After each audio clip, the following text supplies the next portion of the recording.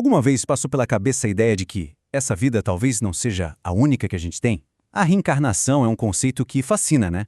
Mas para muita gente, isso é bem mais do que só uma crença. É uma teoria que se apoia em evidências. Hoje, a gente vai mergulhar nos 3 principais argumentos a favor da reencarnação, tudo com base no trabalho de Astolfo O. de Oliveira Filho.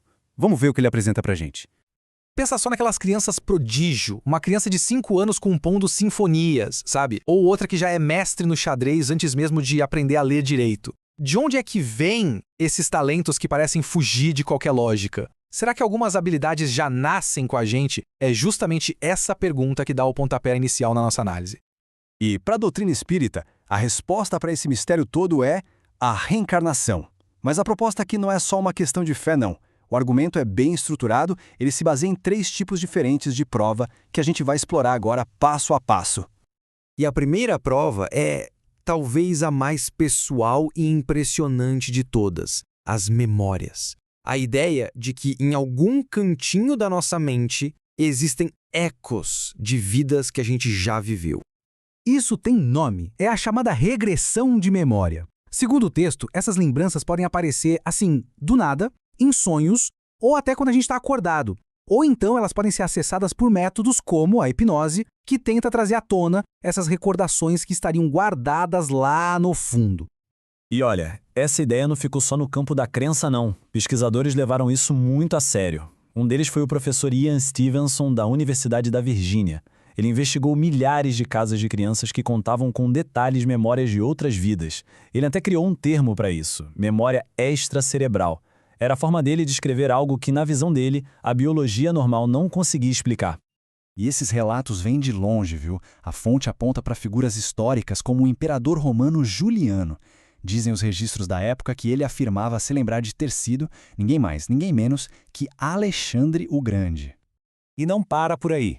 O famoso poeta francês Lamartine também escreveu sobre ter lembranças muito nítidas de outras vidas. Isso mostra como essa sensação atravessou a história e a cultura. Um caso mais recente que o texto cita é o do conhecido sensitivo Edgar Cayce. Ele não só falava sobre as vidas passadas de outras pessoas, mas também dizia ter suas próprias memórias, como a de ter sido um homem chamado John Bainbridge, lá no século XVIII. Agora, olha que caso clínico fascinante. O psiquiatra Dennis Kelsey estava tratando um paciente que não melhorava com nenhuma terapia convencional. E aí, durante uma sessão de hipnose, aconteceu uma coisa totalmente inesperada. O homem começou a descrever uma vida passada como uma esposa hitita muito poderosa, mas que no fim foi desprezada. Para o Dr. Kelsey, a ligação ficou clara. A frustração daquela vida lá de trás estava ecoando nos problemas dele hoje. Ok, se a primeira prova vem de memórias internas, de dentro para fora, a segunda vem de uma fonte externa. A gente vai falar agora das revelações sobre o passado que, de acordo com o texto, chegam através da comunicação com os espíritos. A lógica aqui é a seguinte: a evidência não vem da memória da própria pessoa, mas sim de um médium que transmite informações vindas de espíritos. São detalhes de vidas passadas que, em tese, o médium não teria como saber de jeito nenhum por meios normais. Para ilustrar isso, a fonte cita o caso do Sr. de Haley. Em 1886, uma mensagem mediúnica previu que ele teria um filho homem em 18 meses. E o que aconteceu? 18 meses depois, certinho, em fevereiro de 1888, nasceu o filho dele, Alan, um menino, exatamente como previsto. E agora chegamos à terceira prova, que amarra tudo e nos leva de volta à nossa primeira pergunta sobre as crianças prodígio. Aqui, o argumento é mais filosófico e, olha, ele desafia diretamente o que a gente costuma pensar sobre herança genética. Então, de volta aos talentos que já nascem com a gente. Allan Kardec, o codificador do espiritismo, foi direto na fonte. Ele perguntou aos espíritos sobre isso. E a resposta? Que esses talentos são, na verdade, lembranças do progresso que a alma já fez antes. O espírito continua sua jornada, só vai trocando de corpo, de roupagem a cada nova vida. E esse slide deixa as duas visões bem lado a lado, né? De um lado, a genética tradicional que diz que a gente herda tanto o corpo quanto a mente dos pais. Do outro, a doutrina espírita que argumenta que a herança é só do corpo. O progresso intelectual e moral seria uma conquista do espírito que ele carrega de uma vida para outra. Resumindo, o corpo vem dos pais, mas o talento vem da alma.